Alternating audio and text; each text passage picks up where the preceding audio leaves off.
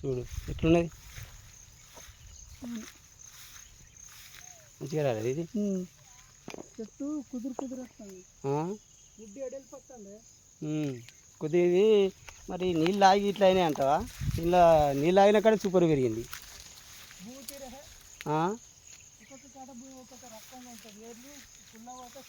చూడు మరి ఇటు ఇటు కింద ఇంత పెరిగినట్టు ఆ మీద ఇంట్లో పెరగలే మరి.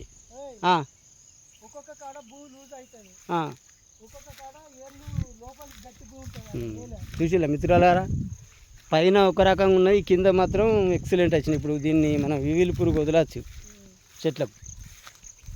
ఇవి మనం జిలుగు జనుము చల్లినాం.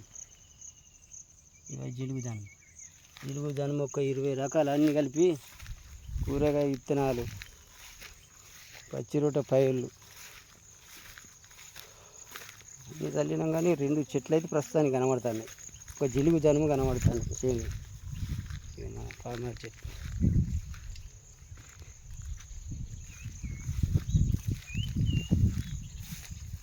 వానకు ఈ పైపులన్నీ చుట్టి పక్కకు పెట్టిన. చూడొచ్చు మిత్రులారా, మన పామాయిల తోట 31-32 నెలల దగ్గరికి వచ్చింది. ఈ వానాకాలం దాటితే 3 సంవత్సరాలు అవుతాయి. 3 సంవత్సరాలకు మనం ఖాతాకు వదిలేదు. ఇగో ఇది మన పొలం మడి, ఇందులో పెసర జిలుగు 2 కలిపి చల్లిన. పెసర కనబడుతుంది, ఇంకా జిలుగు బయటికి వెళ్ళలే.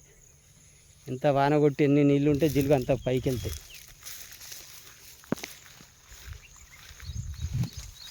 చూడచ్చు, ఇది గెల.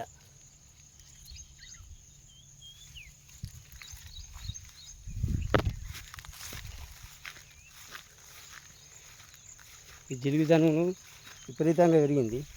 ఈ గడ్డిని ఓవర్టాక్ చేసి మొత్తం పైకి వస్తాయి. వానలు ఎట్లా కొడితే అట్లా పైకి పెరిగి మనకి పచ్చి రొట్టె పైర్లు తయారవుతాయి. ఇది చూడండి చెట్టు ఎంత బ్రహ్మాండంగా వచ్చిందో. 31 నెలల కష్టం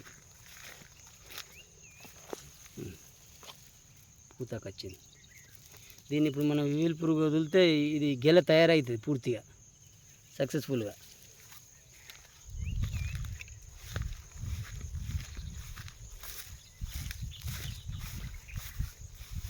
ఇది పెసర.